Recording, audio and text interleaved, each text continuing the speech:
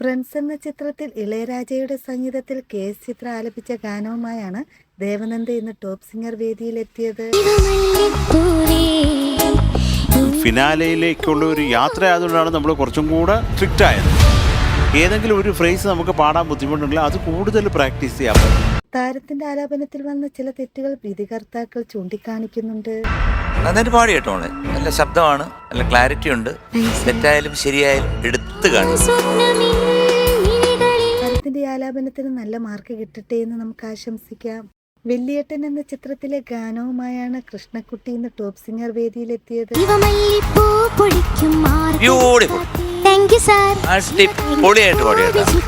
മോഹൻ സിത്താരയുടെ സംഗീതത്തിൽ കെ.എസ്. ചിത്ര ആലപിച്ച ഗാനമാണ് താരം മനോഹരമായി ആലപിക്കുന്നത്. മനോഹരമായിട്ട് പാടി, വളരെ കൺട്രോൾഡ് ആയിട്ട്, നല്ല ചക്കര. താരത്തിന്റെ ആലാപനത്തിന് വിധികർത്താക്കൾ എഴുന്നേറ്റ് നിന്നാണ് കൈയടിച്ചത്. അടിപൊളി അടിപൊളി.